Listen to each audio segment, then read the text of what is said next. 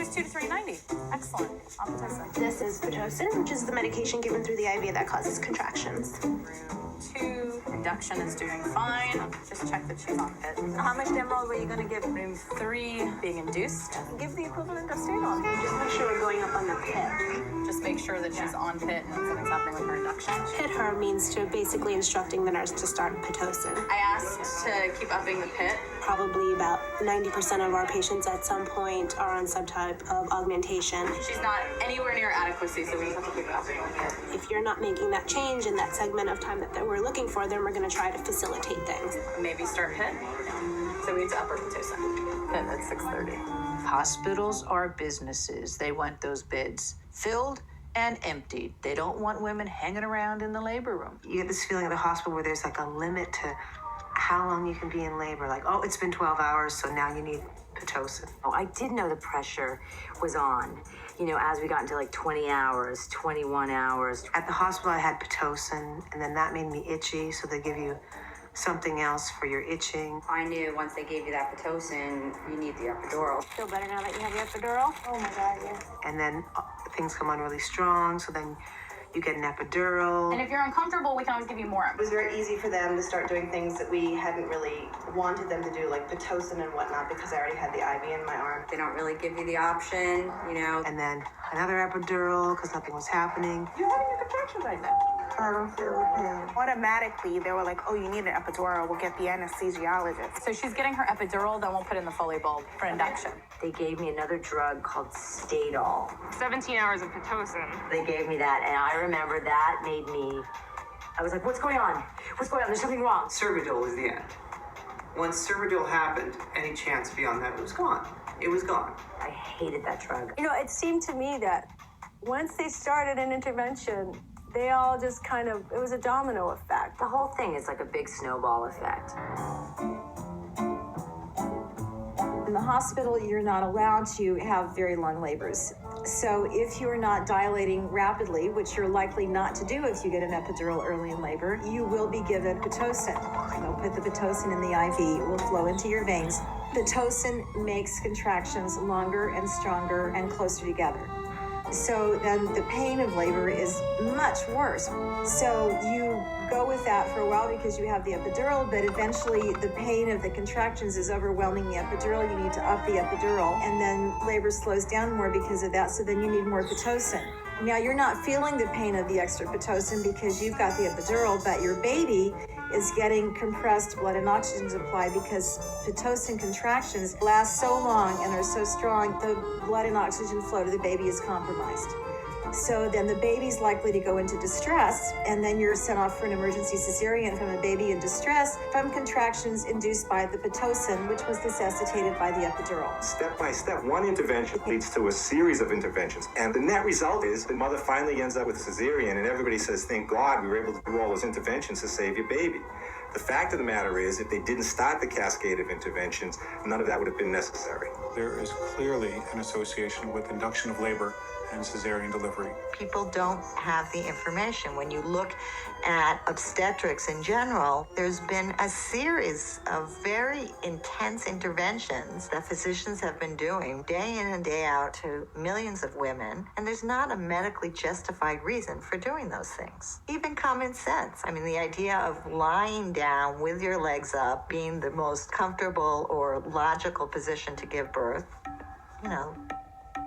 The more you can move through your labor and the more you can move through contractions, they don't seem as intense. To lay still, it's like, who would want to do this? It's like, I just want to get out off this bed and move my hips. The lithotomy position is the most physiologically dysfunctional position ever invented for birth because putting the mother flat on her back literally makes the pelvis smaller, makes it much more difficult for the woman to use her stomach muscles to push, and therefore makes it much more likely that an episiotomy will be cut or forceps will be used or the vacuum extractor will be used. Eu tô aqui, no momento que o neném está saindo, ele não consegue, dificilmente, é praticamente impossível ele sair sozinho nessa posição. When the baby goes in the womb, she starts to birth like this, and then go like this. But when he finds a little spot here in the spine, then he needs to do like this. And that means that the mother probably is going to shake the pelvic And that means that the baby is moving. And then he goes a little bit more. And then he needs to do it again. Pra mim, eu não vou nem sentar que eu tô com o joelho ruim. É mais ou menos nesse banquinho aqui que eu vou ficar sentado. Porque cócoras, ela tá aqui assim. A mesa de cócoras, aqui, ó. Tá aqui, ó. Desculpa. A cadeira de cócoras é essa aqui, ó. Lá no momento que ela tá tendo a contração, ela tá agachada. Então a mãe tá mais ativa, né? Então isso é muito importante. A mãe tá o tempo todo participando. No parto deitado, não, ela tá deitada ali. E o médico tá orientando. Faz força!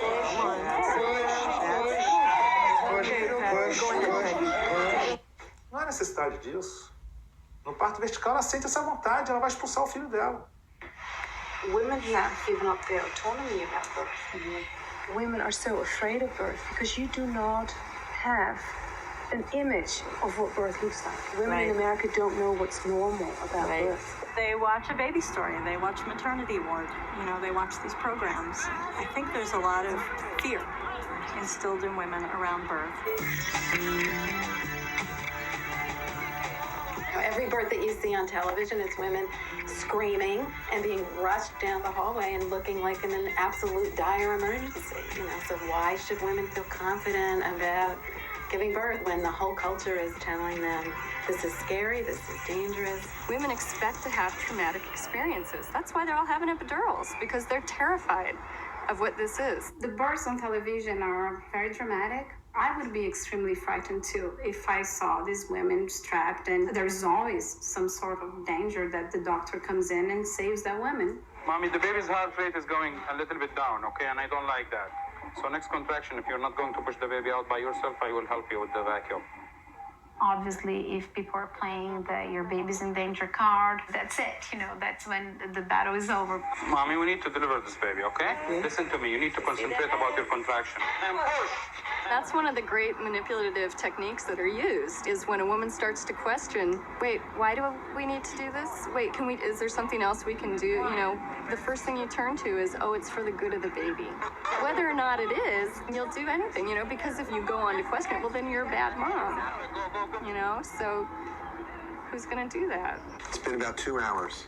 So I recommend a vacuum-assisted delivery. It's not as if I'm just gonna pull the baby out of you, just gonna assist in your effort, because it's time.